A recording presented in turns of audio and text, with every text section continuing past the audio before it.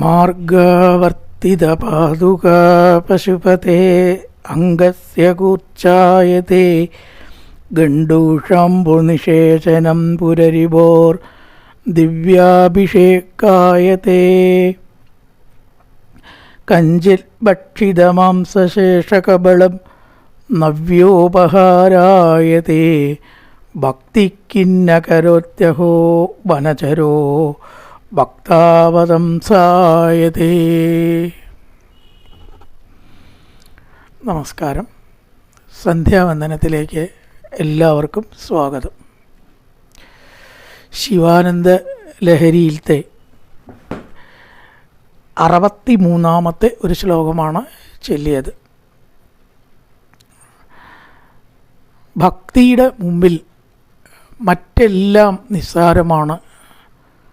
ഭഗവാൻ നോക്കുന്ന ഒരേ ഒരു കാര്യം ഭക്തിയാണെന്നും ജാതിയിലുള്ള ഉച്ചനീചത്വമോ പാണ്ഡിത്യമോ മറ്റ് ഒരു കാര്യവുമല്ല എന്ന് കാണിക്കുന്ന ഒരു ശ്ലോകമാണ് ഇത്.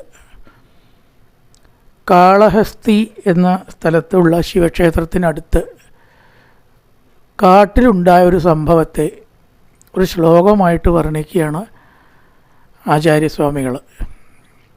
അദ്ദേഹം പറയണത് എന്താണെന്ന് വെച്ചാൽ, അവിടെ സ്ഥിരമായി പൂജ നടത്തിയിരുന്ന ഒരു പൂജാരി, അദ്ദേഹം പൂജ കഴിച്ച് പോവും. അപ്പോൾ ഇതൊക്കെ കണ്ടുകൊണ്ട് ഒരു സാധാരണ വേടൻ, എന്തെങ്കിലുമൊക്കെ മൃഗങ്ങളെ പിടിച്ച് തിന്ന് ജീവിക്കുക, അങ്ങനെയുള്ള സംസ്കാരമേ ഉള്ളൂ. പക്ഷെ അവൻ വലിയൊരു ശിവഭക്തനാണ്. എങ്ങനെയോ പൂർവജന്മ സുഹൃതം കൊണ്ട് അവൻ്റെ മനസ്സിൽ ഭക്തി ഉണ്ടായി. അപ്പോൾ ഈ പൂജാരി ഇങ്ങനെ പൂജിക്കുന്നത് കാണുമ്പോൾ അവനൊരു മോഹം, എനിക്ക് എൻ്റെ ഭഗവാനെ ഈ പൂജാരി പൂജിക്കണ പോലെ പൂജിക്കാൻ എന്തെങ്കിലും തരാവോ?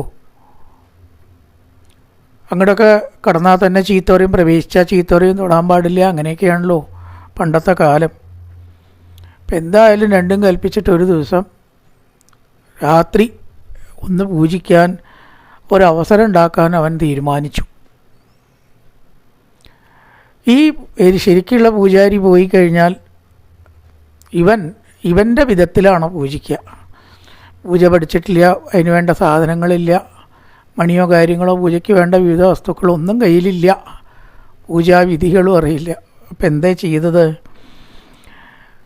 ഈ കടിച്ചു വലിച്ച മാംസകഷ്ണത്തിൻ്റെ ബാക്കിയാണ് നിവേദ്യമായിട്ട് ഭഗവാന് സമർപ്പിക്കുക. അപ്പോൾ അതേപോലെ തന്നെ വെള്ളം അഭിഷേകത്തിന് വേണ്ടി എടുക്കാൻ പാത്രമില്ല. അപ്പോൾ ഇവൻ്റെ കവിളിൽ തന്നെ വായിൽ വെള്ളം നിറച്ച് അത് ശിവന് അഭിഷേകം ചെയ്യും. ഇങ്ങനെ ഇവൻ്റെ ചെരുപ്പ് കൊണ്ട് അവിടെ ചവിട്ടിയ അടയാളങ്ങളും എല്ലാം രാത്രി ഇത്തരം പൂജകൾ നടത്തിയാൽ അടുത്ത ദിവസം ഇതൊക്കെ വൃത്തിയാക്കൽ ഈ പൂജാരിക്കൊരു പണിയായി.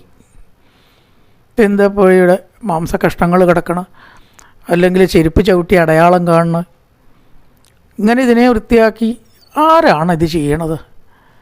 ഇതൊന്ന് മനസ്സിലാക്കണമെന്ന് വിചാരിച്ചിട്ട് ഈ പൂജാരി ഒളിഞ്ഞു നോക്കിയപ്പോൾ കണ്ട കാര്യമാണ് ഈ ശ്ലോകത്തിന് അടിസ്ഥാനം.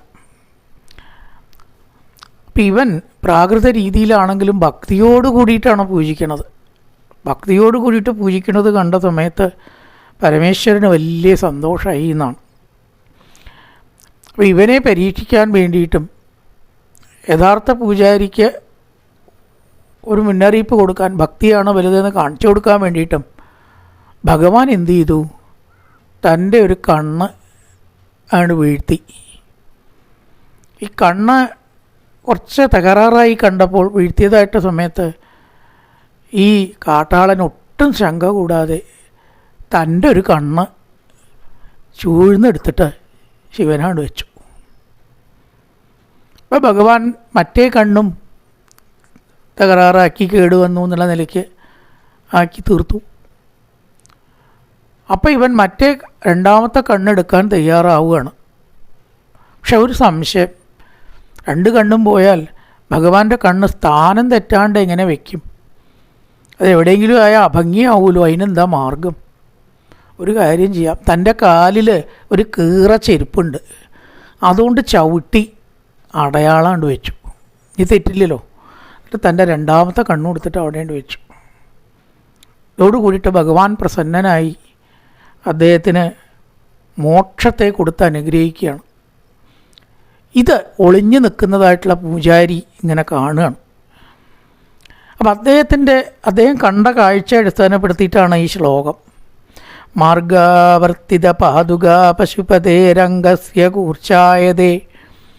ഈ കണ്ണ് വീണപ്പോൾ അടയാളം പിടിക്കാൻ വേണ്ടിയിട്ട് ചവിട്ടിയ ചെരുപ്പിൻ്റെ അടയാളം ദർഭപ്പുല്ലുകൊണ്ട് കർമ്മം ചെയ്യണ പോലെ പരിശുദ്ധമായിട്ട് ഭവിച്ചു. ചെരുപ്പുകൊണ്ട് ചവിട്ടിയ പോലെയല്ല ഭഗവാന് തോന്നിയത്. അംഗസ്യ കൂർച്ചായതേ, തൻ്റെ ശരീരത്തിൽ ദർഭപ്പുല്ലുകൊണ്ട് ഇല്ലേ മന്ത്രം ചൊല്ലി തൊടണ പോലെ എത്രയും ഭഗവാന് തോന്നിയത്.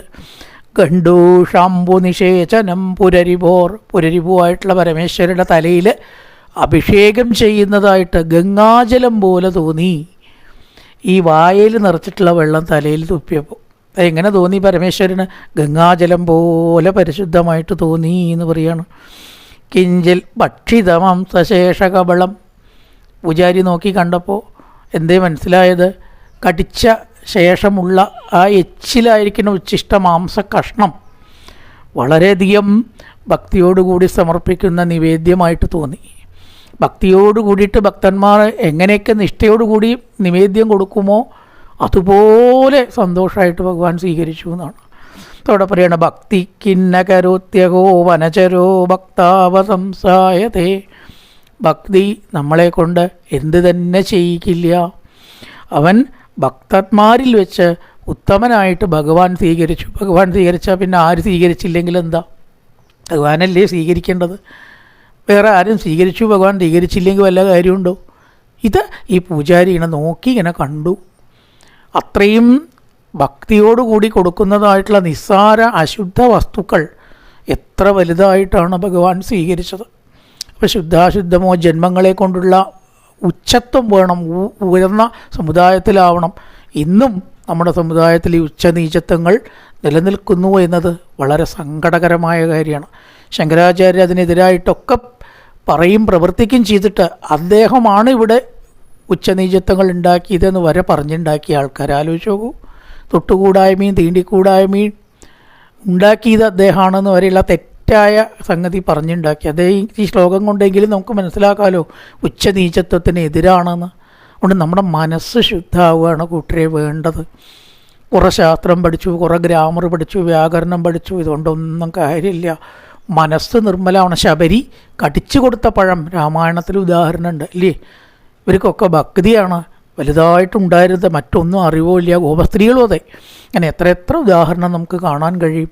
അതുകൊണ്ട് ശുദ്ധമായിട്ടുള്ള ഭക്തി കൊണ്ട് മനസ്സുകൊണ്ട് നമശിവായ നമശിവായ നമശിവായ നമശിവായ ചൊല്ലിയാൽ മതി. എന്തിനാ രുദ്രം പഠിക്കണം, എന്തിനാ ചമകം പഠിക്കണം, എന്തിനാ ശാസ്ത്രം പഠിക്കണം? വയ്യാത്തതിനൊന്നും പോകണ്ട, എന്നിട്ട് തെറ്റ് ചെയ്തിട്ട് അപകടം ഉണ്ടാക്കണ്ട.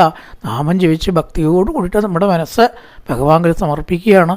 എല്ലാവർക്കും ചെയ്യാവുന്നതും ഭഗവാൻ അത്രേ ആവശ്യമുള്ളൂ എന്ന് ശ്ലോകം കാണിക്കുന്നു.